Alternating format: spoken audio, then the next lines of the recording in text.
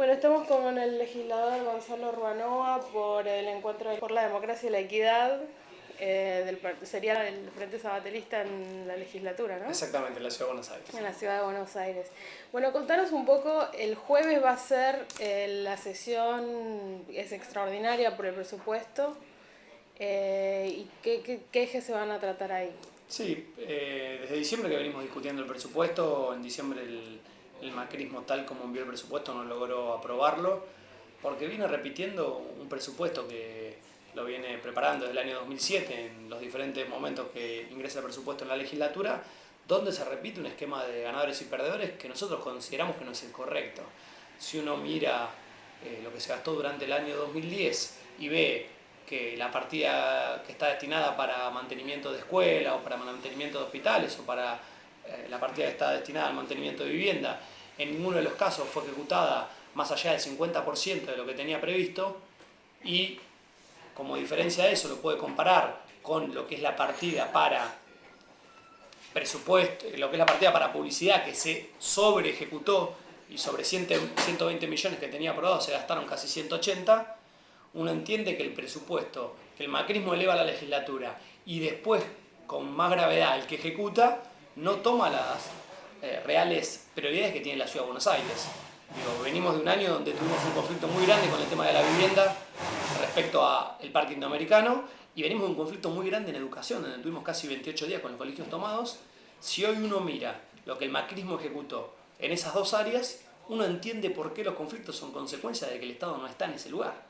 Digo, si en infraestructura escolar, después del problema que tuvimos todo el año 2010, donde hubo colegios con baños químicos, donde hubo colegios con cables expuestas, donde había colegios con escaleras clausuradas, el Ministerio de Educación, en su partida para mantenimiento y para refacción de escuelas, ejecutó solo el 60% del presupuesto, uno entiende que ante la ineficiencia, que ante el no gastar los recursos que uno tiene aprobado, después eso genera conflicto. Y ese conflicto, como fue el caso del indoamericano, genera muerte. Claro. O sea que la promesa que le hizo a los chicos el año pasado el ministro de refaccionar y de reacondicionar. Yo creo que, a ver, en algunos colegios se pueden haber hecho obras. Ahora, no hay ninguna justificación para no gastar la plata que está aprobada. O sea, eso solo... ¿Y qué hace con eso? No, a ver, claramente, digamos, el jefe de gabinete de la ciudad tiene una facultad legal, que es la de redeterminar partidas adentro mismo del presupuesto de la Ciudad de Buenos Aires. Lo que no se gasta en escuelas, como ha sucedido, el 17 de diciembre el jefe de gabinete sacó una resolución administrativa. 10 millones de pesos que estaban destinados a comedores escolares fueron a la partida de publicidad y propaganda. Digo, claramente el gobierno de Macri definió una prioridad, que es arreglar veredas, arreglar calles, aumentar el contrato de la basura, sobre la prioridad del mantenimiento edilicio tanto en hospitales como en escuelas y con la política de vivienda. No puede ser que el Instituto de la Vivienda haya ejecutado el 50% de la plata que tenía asignada. No puede ser, porque esta ciudad tiene mucha y variados problemas de vivienda. Tenemos 500.000 viviendas en déficit habitacional en la ciudad, o sea, hay 500.000 personas que necesitan vivienda, de diferentes sectores sociales.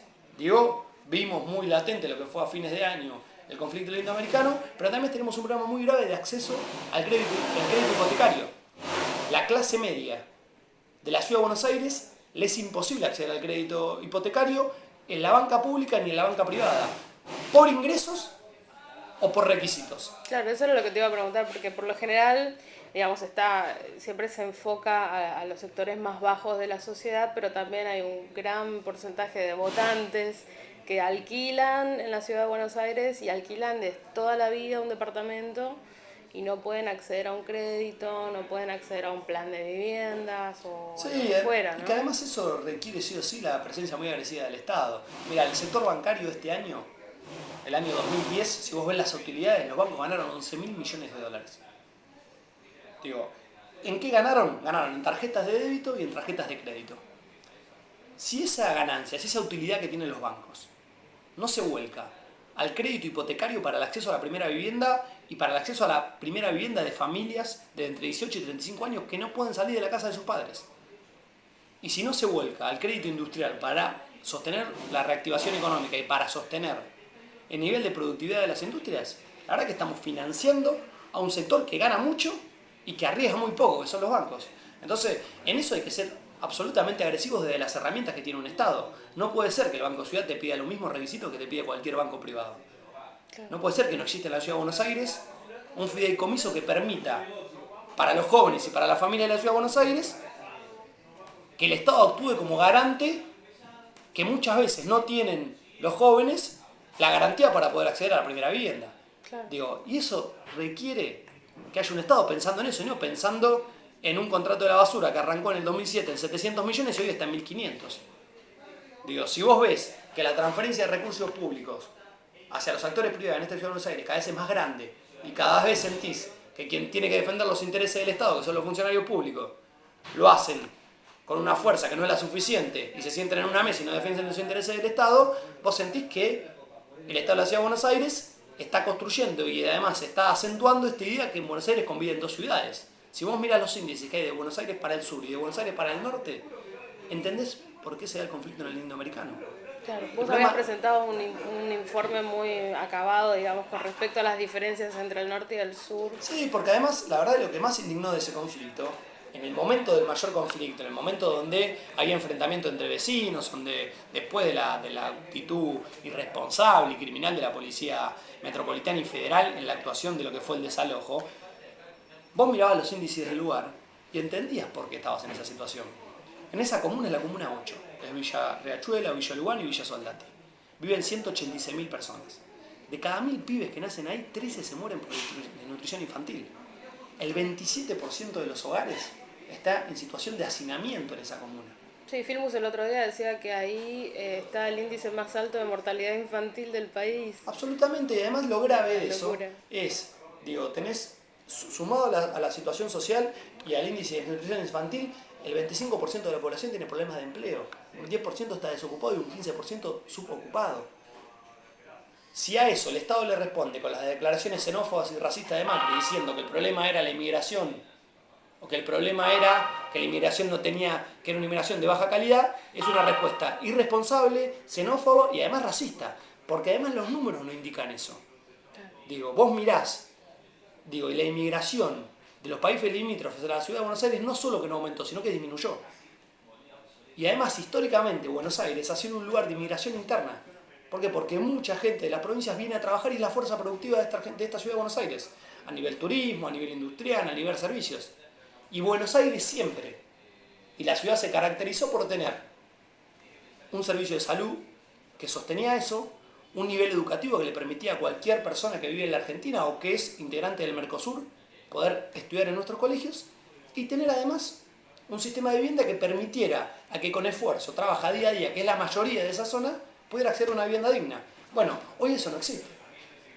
Vos ves que ese índice, vos ves que el nivel de ingresos es per cápita es de 914 pesos por familia, o sea, por persona de familia. Es de 1.314 el nivel de ingreso de la familia en esa zona, cuando en cualquier otro barrio de la Ciudad de Buenos Aires es de 3.300 pesos. Entonces te das cuenta que en la ciudad conviven dos ciudades diferentes, que el nivel de desigualdad se acentúa, la brecha se hace más amplia cuando el Estado no está. Cuando el Estado se retira de ahí, no urbaniza, no abre escuelas, no abre centros sanitarios, no abre clubes, después tiene que entrar como entró, a los tiros y a los gases lacrimógenos, pegándole a la gente. Digo, eso es producto del retiro del Estado hace mucho tiempo en esa zona. Digo, y cuando el Estado no está, por supuesto, aparecen quienes lucran con la pobreza, quienes se dedican a vender y a traficar droga, los que se dedican a robar. Ahora, los que mayores sufren esas consecuencias son los vecinos de esos barrios, que en su mayoría trabajan, quieren mandar a su pibe al colegio, quieren intentar no tomar agua contaminada, quieren intentar tener la misma cloaca que tenemos los demás vecinos de la Ciudad de Buenos Aires. Y eso es presencia del Estado. Yo estoy seguro que con los 400 millones que tenía Macri para vivienda eso no se solucionaba. Ahora, vos lo tenés que gastar todo y demostrarme que necesitas pedirle ayuda a Nación, hacer un plan con la provincia en conjunto para intentar urbanizar esa zona. Ahora, para que tu discurso tenga legitimidad y legalidad, vos me tenés que demostrar que la plata que tenías la gastaste. Y Macri no gastó el 50% de eso. Entonces, después, si la respuesta ante la ineficiencia del Estado es palo, gases y declaraciones xenófobas y racistas, es irresponsable y además pone en crisis una situación en la que se necesita mucha cabeza, mucha presencia del Estado y responsabilidad. Me parece que, digo, es bueno en esta etapa electoral que se viene, donde la gente va a poder hacer un análisis de los 4 años de gestión de Macri, hacer una comparación entre lo mucho que Macri prometió, porque en el 2007 fue una campaña muy larga, con mucho marketing político, con Michetti al lado, prometiendo mucho, y cuál es el nivel de cumplimiento de eso. Digo, porque la verdad es que la gestión de Macri no solo es ineficiente, además de ineficiente es cara, y además de cara genera muerte. Digo, porque las dos personas que murieron en el Indoamericano no tienen ni nombre ni apellido. Son dos personas que están innominadas. Nadie se acuerda de aquellos nombres. Y fueron dos ciudadanos que vivían en esta ciudad y que se murieron en una represión. Entonces, eso es grave. Y el Estado lo que tiene que hacer es ahí, tiene que estar presente. No puede hacer del desentendido. Tiene que poner las herramientas que tiene para resolver esos conflictos. Después sí, utilizar todas las herramientas que nos da el Estado, las fuerzas policiales, para combatir a quienes hagan actividades que estén afuera de la ley. Ahora, el Estado, para llegar como llega, tiene que llegar a tiempo, en forma y con los recursos necesarios. Y con respecto al presupuesto que se va a tratar el jueves, ¿ustedes cómo piensan manejarse? La verdad es que nos interesa que la ciudad tenga presupuesto. Digo, nos pareció un muy mal antecedente la actitud que tomó parte de la oposición en el Congreso Nacional, en la Cámara de Diputados. La verdad es que no dar quórum para tratar un presupuesto es lesionar una de las herramientas básicas que tiene cualquier funcionamiento democrático, que es el presupuesto que envía un gobierno.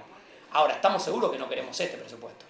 Digo, el presupuesto que nos envía Macri, donde un nuevo endeudamiento para la Ciudad de Buenos Aires. La ciudad ya tiene una deuda de 5.000 millones de pesos. Macri recibió el gobierno sin deuda. Y ya se endeudó en 5.000 millones de pesos, que después lo terminamos pagando todos. El año pasado, Macri tomó deuda al 12%, que es el porcentaje más alto de cualquier provincia de la Argentina. Digo, eso lo terminamos pagando con los impuestos de los vecinos. Digo, y lo más grave, digo, porque la verdad que no está mal endeudarse si vos con esa plata que recibís de una deuda haces una obra que permita utilizarse de generaciones, autopistas, líneas de subte, escuelas. No hay nada de eso. Si vos preguntás cuál es la gran obra de infraestructura que nos deja Macri después de 4 años, no la encontrás. El Colón venía de gobiernos anteriores y el Arroyo Maldonado viene de gobiernos anteriores. Y se volvió a inundar. Se volvió a inundar y no ves, digo, de los 40 kilómetros de subte que habían prometido, que eran 10 kilómetros por año, la verdad es que la única respuesta son 100 bicicletas. Digo, de las 10.000 viviendas que habían prometido por año, el año pasado hicieron 181. Digo, y después lo más grave, que ante esa falta de respuestas, ante esa falta de incumplimiento de la agenda electoral, siempre es un gobierno que vive en excusa en excusa. Digo, no construye el subte, le echa la culpa al Club de París porque no pudo conseguir endeudamiento. No construye la autopista, le echa la culpa al gobierno nacional con los carteles. Si inunda la ciudad, le echa la culpa al servicio meteorológico. O sea, cuando uno es responsable y cuando asume que va a intentar presentarse para que lo vote un ciudadano, se tiene que hacer cargo de su responsabilidad. No puede ser que un gobierno viva de excusa en excusa. Digo, la ciudad de Buenos Aires históricamente construyó sus subtes, construyó sus autopistas, construyó su red de escuelas y su red de hospitales con fondos propios. Ninguna de las líneas de subterráneos que construyeron ni de la Rúa, ni Aníbal Ibarra, ni Tellerman, fueron con fondos nacionales, fueron con fondos propios. Ni siquiera con préstamos. Ni con préstamos internacionales. Digo, Macri no construyó un solo metro de subte, con el problema gravísimo de tránsito que tenemos en la Ciudad de Buenos Aires. Eso habla de un gobierno con profunda ineficiencia y un gobierno además que prometió. Vos lo escuchabas a Macri en la campaña y que te decía, tengo equipos, estoy preparado, no venimos a hacer política, porque nosotros no hacemos política, y vamos a solucionar los problemas de la gente. Mirá, los equipos que te trajeron fueron el Fino Palacio y Abel Pose, que le tenías que sacar con un plumero telaraña porque estaban en una catacumba del terror. Eran impresentables. Decían que estaban preparados para resolver el problema de la gente y vos mirá con los números del presupuesto. No gastan la plata que tienen aprobada para áreas que necesitan esa inversión. Y después vos decís, no vienen a hacer política. Mirá, la planta de funcionarios era de 398 funcionarios en la ciudad. Hoy ya se pasaron los 1.200. O sea, el gasto político va en aumento. Digo, y con lo peor de la política, porque está bárbaro hacer política y está muy bien que cualquier gobierno esté definido por una matriz clara, ideológica y política. A mí lo que me parece que es interesante, porque además la ciudad de Buenos Aires tiene una historia respecto a ser una ciudad que permite ser un espejo para la Argentina respecto de políticas públicas de avanzada, de estándares democráticos. En la ciudad de Buenos Aires logramos avanzar con la unión civil cuando era muy difícil pensar una ley como la del matrimonio igualitario. O sea, la ciudad siempre sostuvo estándares democráticos que nos permitía a los porteños recibir mucho de los compatriotas que vienen en otras provincias, pero además por el nivel de producción, el PBI, ingresos que tienen, sostener un gobierno con una dignidad suficiente para poder hacer de Buenos Aires una ciudad donde podamos convivir todos los sectores sociales. Bueno, eso se quebró, digo, y eso va a ser un esfuerzo muy grande reconstruirlo. Yo creo que hay que pensar un plan que tenga que ver con la actuación conjunta de la Nación y de la provincia de Buenos Aires, porque el área metropolitana empieza a ser un problema donde las soluciones sí o sí requieren una mirada integral. Es imposible pensar la solución de los problemas de la seguridad, del transporte, del medio ambiente, si no se interactúa el gobierno de la ciudad, el gobierno de la provincia y el gobierno nacional. Por eso para mí hay una posibilidad bárbara en el 2011 en esta elección en poner en sintonía lo que pasa con la Argentina en lo que pasa con la Ciudad de Buenos Aires. Mientras el gobierno nacional hacía política de desendeudamiento, lograba tener un acuerdo digno con el FMI para cancelar la deuda y poder después salir a discutir de igual a igual en foros internacionales, el gobierno de la Ciudad de Buenos Aires elige otro camino, un camino que ya fracasó, que es endeudarte con mecanismos que están denunciados penalmente. Digo, quienes colocaban los bonos de la Ciudad de Buenos Aires están denunciados penalmente porque tenían comisión del 2%. Digo, endeudaron a la ciudad en 400 millones de pesos, de 400 millones de dólares para hacer subte y tuvieron que reasignar esa partida porque no hicieron un solo metro de subte. O sea que los fondos para el subte los recibieron. Sí, recibieron pero los él fondos. igual dice que por culpa de la crisis internacional no recibió crédito. Sí, no, pero lo más grave es que el año pasado los fondos estuvieron previstos, llegaron, y la verdad que la ineficiencia, la falta de gestión, la falta de tener un equipo de políticas públicas que pueda ejecutar esa plata, tuvo que venir una ley de legislatura para reasignar esos fondos y mandar las otras áreas. Los 400 millones de dólares que estaban asignados para subte, tuvieron que reasignar de Nausa y tuvieron que reasignarse en educación para construir escuelas, porque en el subte la plata no se gastó. Digo, y hoy es lo que se ve también con esta elevación del presupuesto, es lo que nosotros discutimos. Digo, no queremos más votar en la legislatura una partida y que nos encontremos después a fin de año que esa partida que fue votada con un destino en la legislatura aparece en las esquinas ampliadas en Palermo Hollywood, en la boca calle de Las Cañitas o en el contrato de la basura, cuando votamos partida para salud, para educación y para vivienda. ¿Y hay organismos de contralor, de tipo comisiones de control del presupuesto funcionando anualmente, digamos? Sí, la Comisión de Presupuesto de la legislatura funciona como una suerte de contralor y después existen los organismos que tiene el Estado de la Ciudad de Buenos Aires. Ahora, también acá hay un instrumento que tiene el vecino que es el voto. Digo, porque claramente cuando el jefe de gobierno decide transferir una partida de 10 millones de pesos de los comedores a la partida de publicidad y propaganda, está tomando una decisión política. Digo, la facultad legal la tiene. Nosotros no impugnamos que lo pueda hacer o no desde la legalidad. Lo que creemos que no tiene ninguna legitimidad porque las prioridades en la ciudad son otras. Y eso se ordena cuando la gente va a votar. O sea, cuando la gente va a votar, va a tener que analizar qué prometió Macri, qué hizo y qué es lo que propone para adelante. Y me parece que ahí nosotros tenemos que ser lo suficientemente inteligentes para armar un frente político en la Ciudad de Buenos Aires que discuta esas cuestiones de la gestión.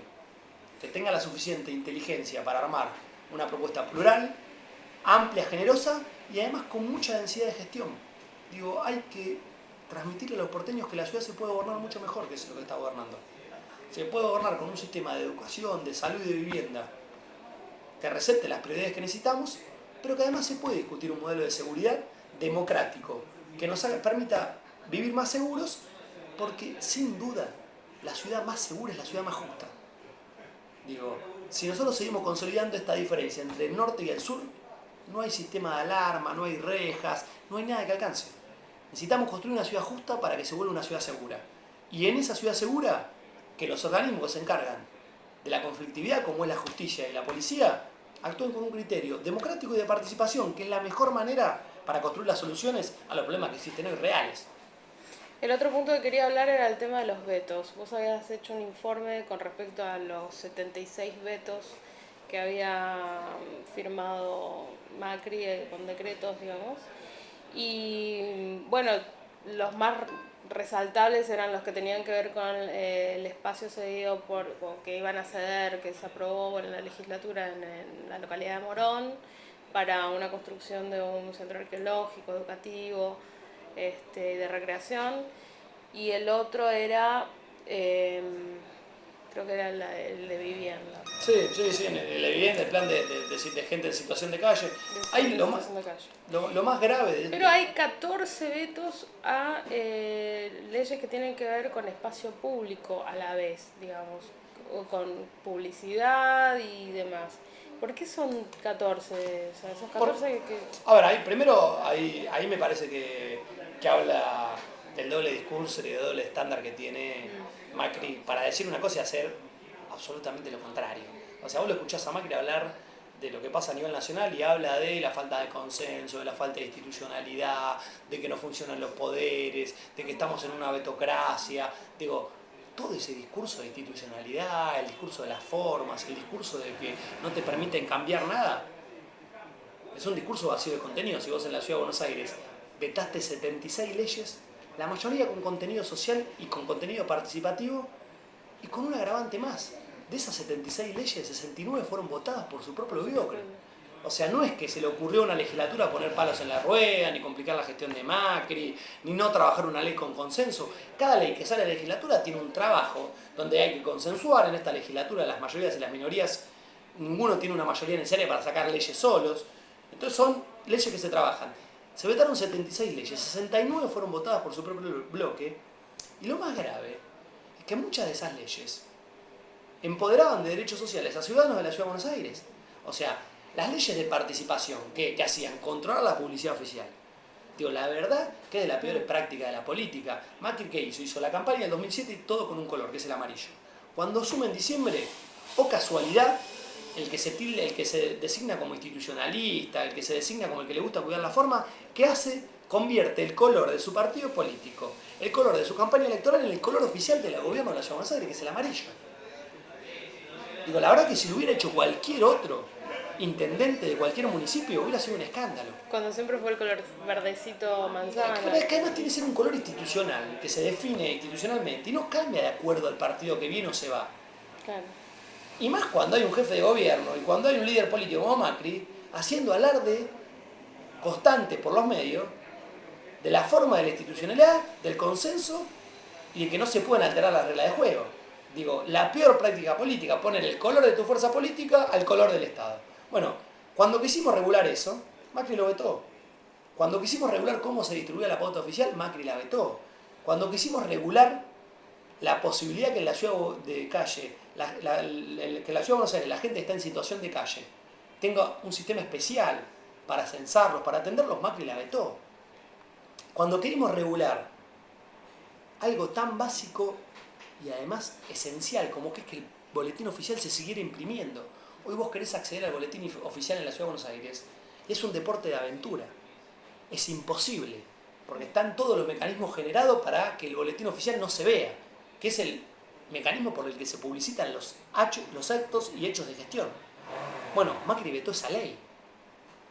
Digo, vos mencionabas lo de Morón.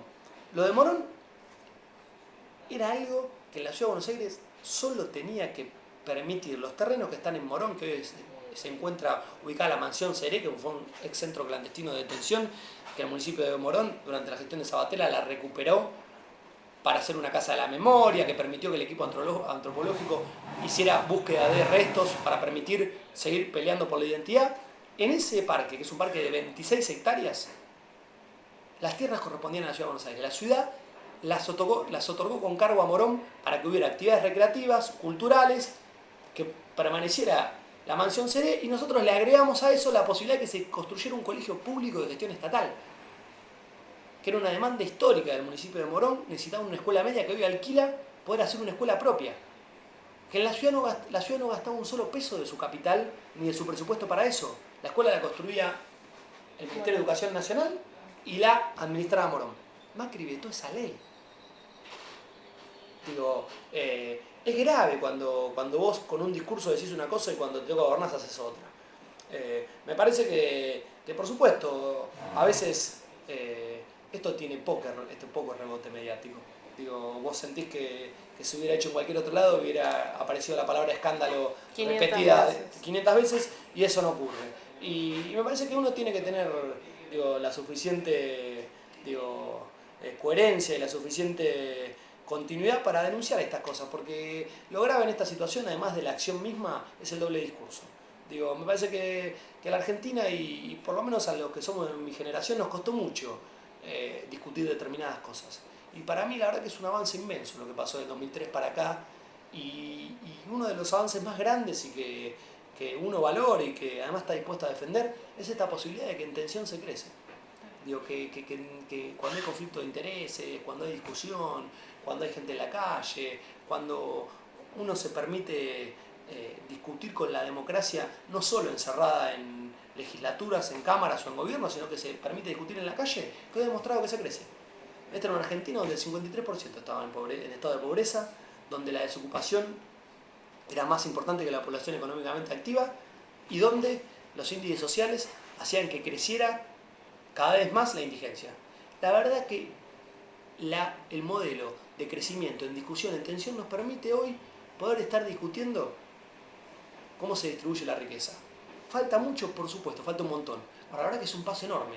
Hoy que en la Cámara de Diputados haya un proyecto que intente discutir cómo se distribuye la ganancia de las 100 grandes empresas que tiene la Argentina. Digo, y eso se hace solamente si este proceso se crece en tensión, si la discusión se da no solo en el lugar cerrado donde no lo vemos muchos, sino donde se ve la mayor cantidad de gente. Y Macri a eso le rehúsa. Macri es parte de ese statu quo que no quiere que nada cambie, que quiere que todo se arregle entre los que tienen poder y los que tienen poder no quieren que nada cambie y no quieren que haya tensión de intereses, porque cuando hay guerra de tensión, cuando hay conflicto de intereses, la verdad que lo que se pone en discusión es que en la Argentina hubo un grupo importante de tipos que ganaron mucho durante mucho tiempo. Y eso la verdad que es interesante ponerlo en discusión. Y cuando hay esa paz, entre comillas, este consenso, entre comillas, lo que hace es que sigan ganando mucho lo que ya ganaron mucho en esta Argentina. Paz y orden. Exactamente. Escúchame, ¿vos cómo ves al electorado porteño? Porque yo estoy mucho en la calle, charlo mucho con la gente y me encuentro un montón el discurso, digamos, de los medios opositores en este momento al gobierno de turno nacional y que concuerdan con muchas políticas de Macri. ¿Vos por qué crees que es eso?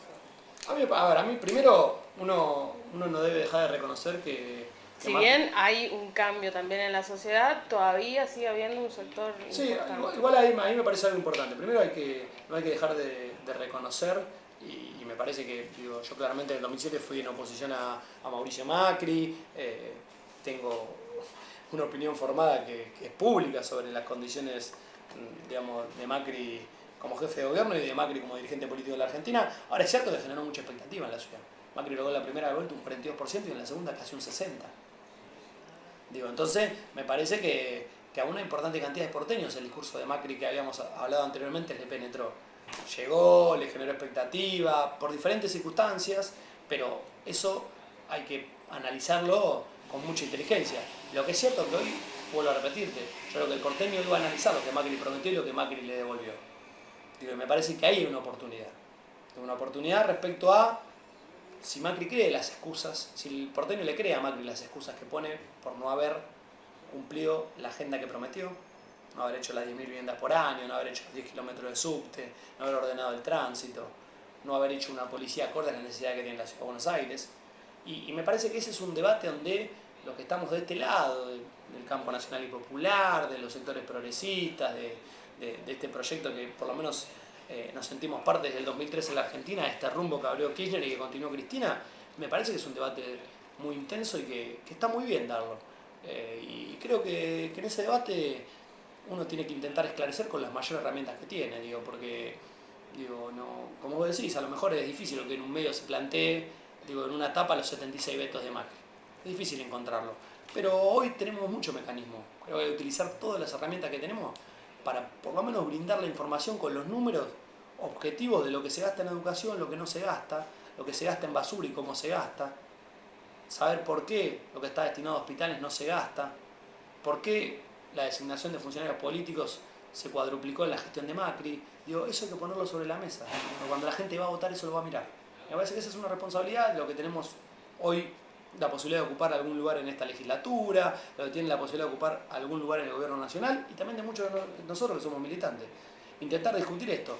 Y me parece que también hay que transmitirle al porteño la idea de que que se puede gobernar mejor. Y me parece que en ese camino de poder gobernar mejor, también de que se puede dar cuenta de muchas de las demandas que hoy tiene el porteño y se puede dar cuenta con mejores equipos, con mejor gestión y tomando muchos de los reclamos de la agenda que hoy el porteño tiene.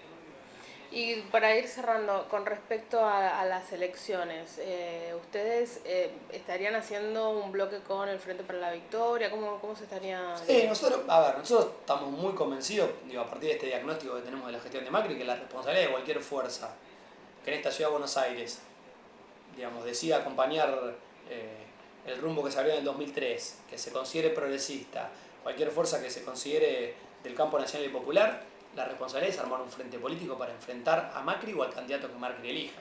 Me parece, más allá de los perfiles de los candidatos, de los nombres, de la definición de tal o cual candidato, la responsabilidad es armar un frente único. Un frente que permita contener en él muchas expresiones políticas.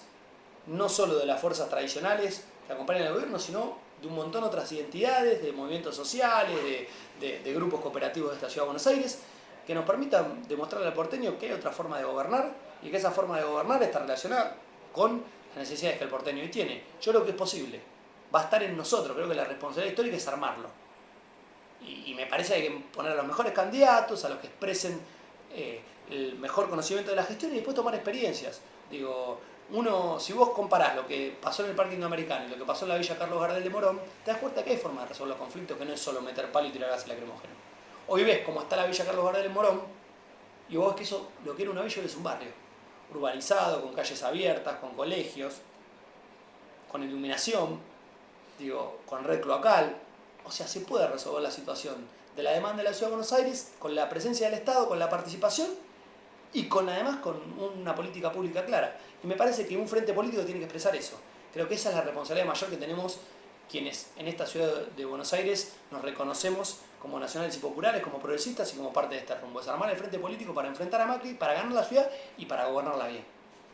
Ustedes estarían presentando un candidato propio como fuerza del encuentro sabalterista, ¿no? Sí, nosotros ahora estamos pensando en algunas compañeras que tienen hoy una presencia importante en los temas que estuvieron discutiendo durante el año pasado. Estamos pensando en Vilma Ibarra, en Gabriela Cerruti, también estamos pensando en Carlos Heller, que está impulsando unas leyes también más importantes que se discuten en la Cámara de Diputados, que es la reforma de la Ley de Entidades de Servicios Financieros. Nosotros vamos a impulsar una importante cantidad de nombres, pero nuestra idea y lo que nos encantaría es que en primera vuelta se arme un frente único donde muchos de estos nombres estén presentes y que podamos discutir con la propuesta que Macri presente de igual a igual.